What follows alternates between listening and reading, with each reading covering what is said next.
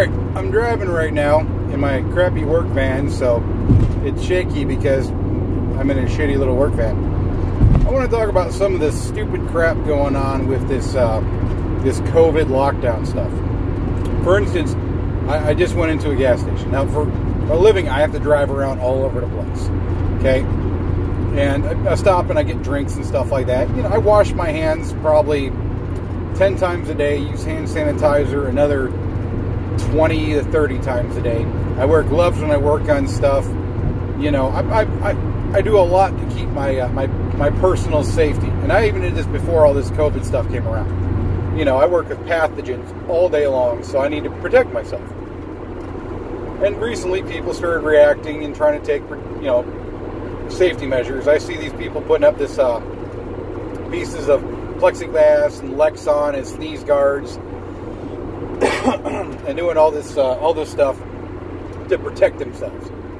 So in this gas station, I have this, you know, reusable whatever vacuum cup. Everyone has tumblers, you know, and I use it because I grew up kind of hippie in Madison, Wisconsin, and I try not to, you know, use styrofoam cups as much as I can, just because, you know, keeping out the landfills, so on and so on. Plus, it saves me money on refills.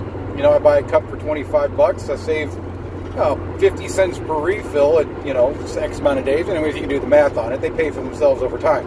Stay cooler, too.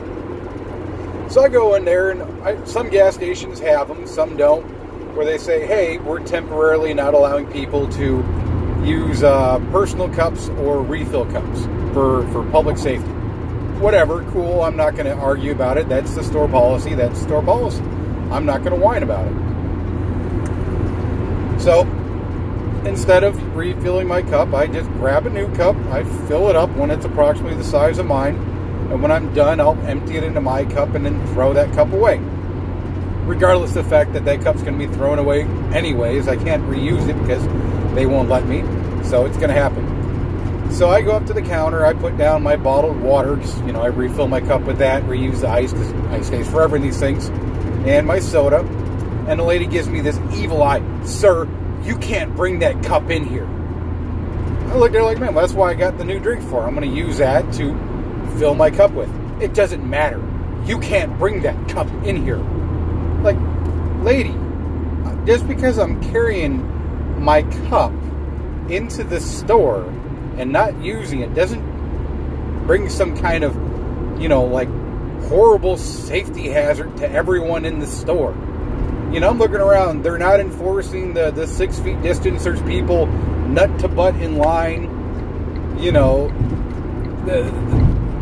they're still like, I mean, customers can take stuff, put it on the counter. They'll take it, ring it up. So they're still, if someone has any kind of sickness or COVID or whatever the hell it may be, and they're touching stuff and putting it on the counter, they're still grabbing it and ringing it up. So I don't see why this lady's freaking out because I'm holding my personal cup that I didn't refill and bringing it into the store so I can refill it with the cup that I use brand new from their store. And even then, anyone can walk up and touch every single one of the brand new cups if they want to. They're not restricting it or anything of that nature. You can go into the cooler and you can cough and sneeze and take a piss on all the drinks if you want to. I can pick up a soda, lick my finger and rub it around where people are going to drink from. And there'd be no one to the wiser to see this. So I just think it's funny that everyone's freaking out like, we need to take these safety measures, blah, blah, blah, but they're really not. It's just these aesthetically pleasing things. Like I put a sneeze guard up. But they're not wearing a mask. They're not wearing gloves. The store didn't smell like cleaning agent at all, so I doubt they're doing anything special to attempt to clean the store more than they usually do. It didn't look anything. The only thing else I saw besides the sneeze guard, the little sign on the soda thing, was they wrapped the donuts in saran wrap. That's it.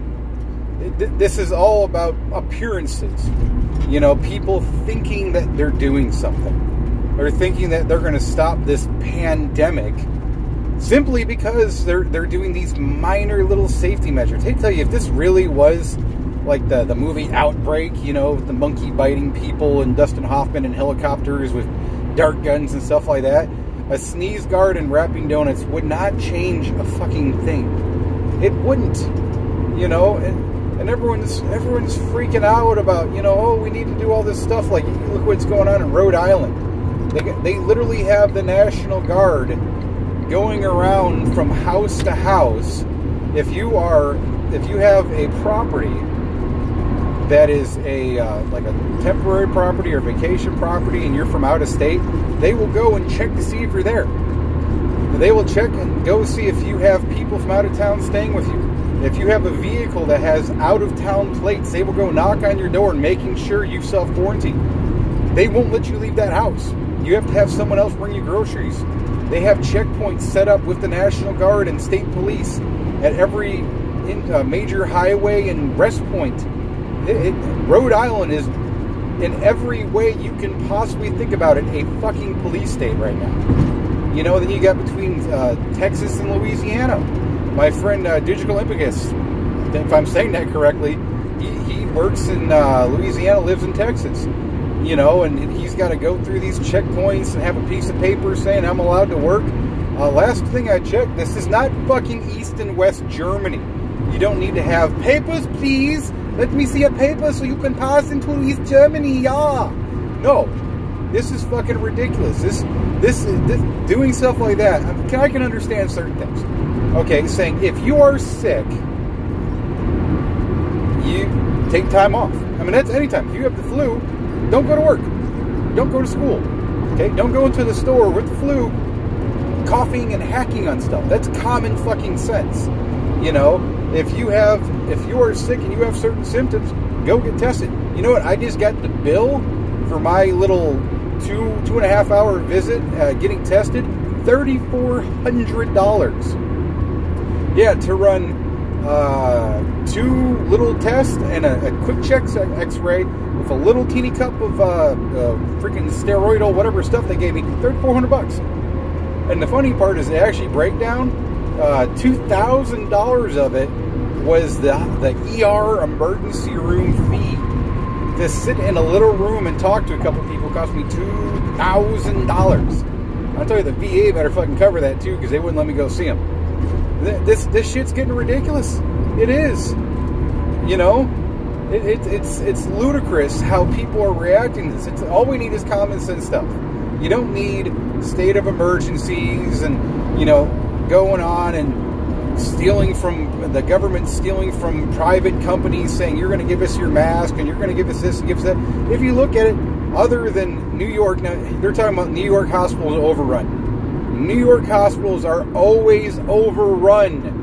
Como has been closing down hospitals for years. If you go back and look at, I mean, they show pictures of these emergency rooms that are overrun. Show me any New York General Hospital or you know, like public hospital that isn't overrun in an emergency room. They're always overrun. And they're showing, oh, the children wards have been converted to help COVID patients. But then they don't show them. And they're like, oh, well, they can't show them because it's a violation of HIPAA. Then why are they showing the emergency rooms that are overrun of people? Isn't it kind of hypocritical to say, oh, well, we can show the emergency room. Well, we can't show these special wings. But then they're showing people working on dummies and stuff like that and taking film from what's going on in Italy. You know why? Because it's all fucking bullshit. Hospitals are not more overrun than they usually are. You go to any standard hospital, they're not have any addition. In fact, hospitals are so underwhelmed right now that they're furloughing their staff. That they're telling people, hey, we don't have enough going on because we're not doing elective stuff and we're not doing standard stuff. That we gotta, yeah, sir, you're gonna have to take a little time off until we can start doing regular medicine again. This is all bullshit. Okay, COVID-19, yes, it is killing some people.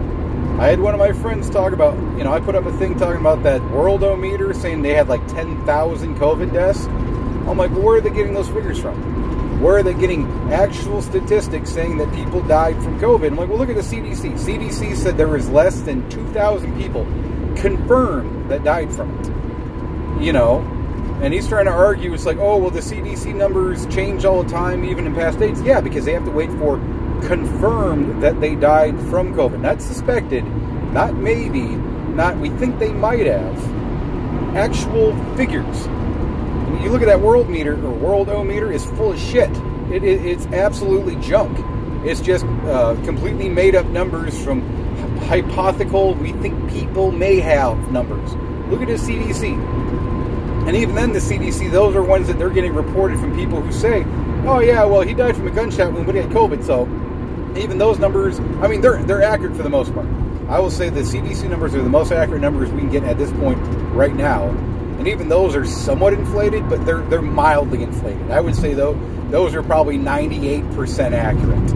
There are a few cases where, but for the most part, you can say those are pretty same. In the United States, I think we're up to maybe 2,000 now, maybe a little bit more, and those numbers might jump up as more testing comes back and more autopsies and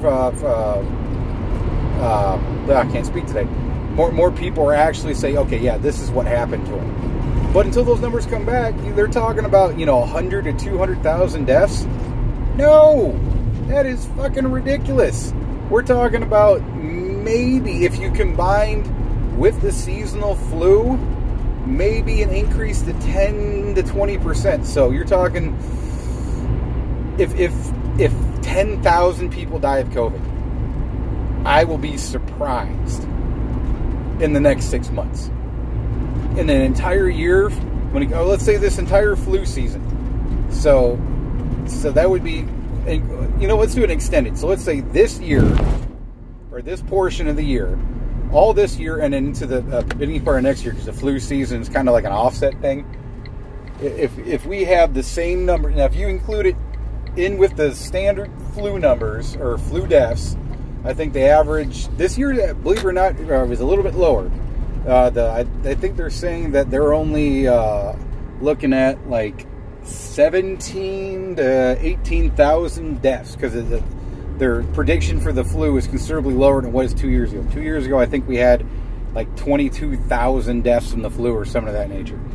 So if we get the same number of deaths with COVID that we did 2 years ago, plus 20%, I think that's probably what the numbers are going to be. So I think maybe 25,000 people, including the beginning of this year, all this year, and the portion of next year for the entire whole hoorah, will probably be the accurate number. And that's including the regular flu. Okay? If that happens, I think that's probably going to be more accurate. Not this 100 to 200,000 people. Maybe worldwide might get 100 to 200,000 people, but even then, that's out of what, 7.5 billion people? I mean, that's not even a drop in the bucket compared to those numbers. Yeah, sorry. So anyways, that's my spew. Feel free to leave comments in the, comments section and call me an idiot, or say, hey, I believe you, or oh, you're a freaking idiot, or man, you really look fat at that angle. I know, I do. People always tell me that they think they don't like my chin beard. Well, you know what? If I shaved, I look like Gomer Pyle, and I'm like 15 years old, so F you. All right, y'all take care now. Bye.